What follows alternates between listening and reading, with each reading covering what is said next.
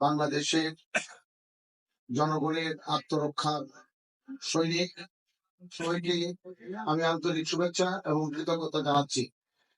শুধু একটা কথাই বলতে চাই যে এখানে আহ যারা বলেছেন যে আসলে আমরা মানে জন্মের পর থেকেই আমরা দেখেছি যে আমরা একটা সম্প্রীতির মধ্য দিয়ে বড় হয়েছি এবং এখন পর্যন্ত এটার ব্যর্থ এখন পর্যন্ত মানে ঘটে।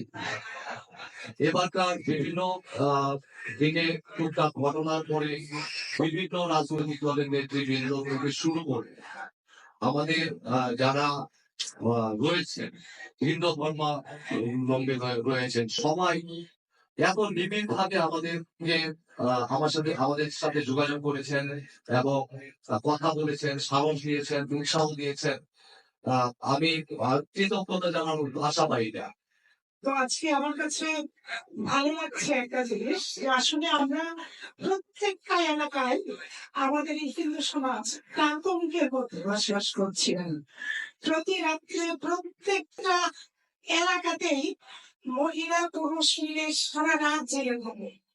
পরের দিন কিন্তু প্রত্যেকেই ক্লান্ত থাকে তার কর্ম থেকে। পুরুষরা ব্যবসা বাণিজ্য চাকরি বাকরি করেন, মহিলারা অনেকেই চাকরি করেন, প্লাস রান্নাঘরের কাজ থাকে। তো এই যে একটা পরিস্থিতি, এই পরিস্থিতিটা থেকে কিভাবে আমরা রক্ষা পেতে পারি এ বিষয়ে আজকে প্রধানমন্ত্রীর কাছ থেকে আমি আমাদের নিরাপত্তার বিষয়ে, আতঙ্কের বিষয়ে আমরা কিভাবে সেফটি পেতে পারি উনি এই ব্যাপারে আমাদেরকে নির্দেশনা দিবেন। জাতি ধর্ম বর্ণ নির্বিশেষে আমরা ৬৮,৫৯১ বর্গমাইলের পথে আমরা সবাই আমরা বাংলাদেশের নাগরিক, বাংলাদেশের মানুষ। আমরা নাগরিক অধিকার হিসাবে আমরা বিভিন্ন সময় বিভিন্ন রাজনীতি একটা উজ্জ্বল দৃষ্টান্ত স্থাপন করেছেন কৃষকগঞ্জে। আজকে সারা রাত করে যে জামিন দলিয়ার শিক্ষার্থীবৃন্দ মৃত্যু দাম কাটিয়েছে, যে বিএনপি এবং বিভিন্ন রাজনৈতিক দলে যে নেতৃবৃন্দ বিভিন্ন রাত কাটিয়েছে, ফরম রাত কাটিয়েছে এবং যে সময় প্রতিবেশী মুসলমান ভাইরা তাদের প্রতিবেশীর জন্য রাত দিয়েছে, আমি সবাইকে কালীবাড়ির পক্ষ থেকে এবং সম্প্রদায় হিন্দু সম্প্রদায়ের হিন্দু সনাতনীদের পক্ষ থেকে সবাইকে আমি ধন্যবাদ জানাই। আমাদেরকে সাহস জুগিয়েছেন যে আমরা পাশে আছি আপনাদের কোনো ভয় নাই।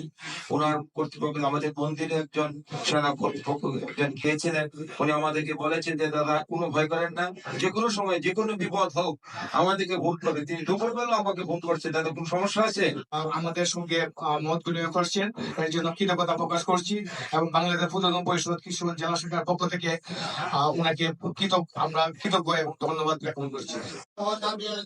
সাথে দেখা করেছেন, তিনি আশ্বস্ত করেছেন সকলকে বিচারের আওতায় আনা হবে এবং আমাদের ক্ষতিপূরণ আমাদের যা ক্ষতি হয়েছে সেগুলো তিনি ব্যবস্থা করবেন, এই আশ্বাসও তিনি দিয়েছেন এবং প্রশাসন কর্মকর্তা রয়েছে, সেনাবাহিনী জেলায় কাজ করেছে, এই কথা তিনি বলে দিয়েছেন। আমাদের এখানে জাতি ধর্ম বর্ণ নির্বিশেষে সকলেই আমরা ঈদেও আনন্দ করি। ঈদও আমাদের জন্য উৎসব এবং পুজো ভিন্ন ধর্মের লোকজনের কাছে উৎসব।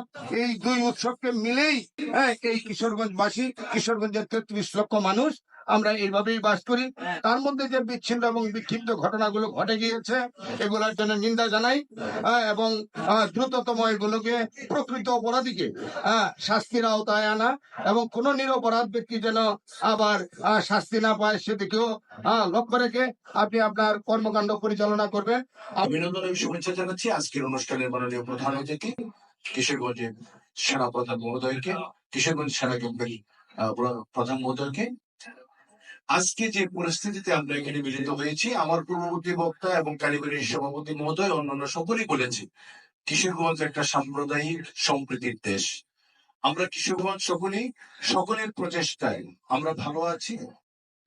সবাইকে আরো একবার মনে মাননীয় স্যারকে আমি আরেকটা কথা বলবো, আমাদের ধর্মগ্রন্থে আরো একটি কথা, জন্মভূমি স্বর্গাবতী, অর্থাৎ আমাদের মা যেমন আমাদের আমাদের জন্মভূমিও স্বর্গের মতোই আমাদের।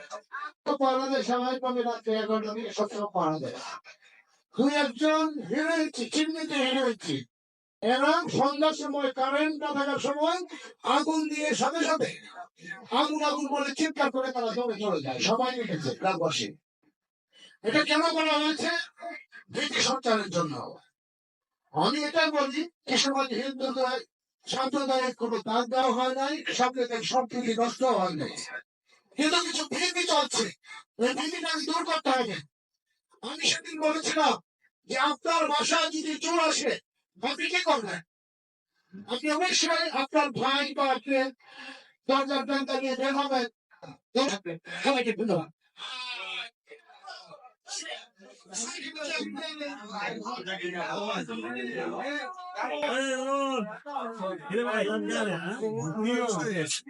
Hello, 90.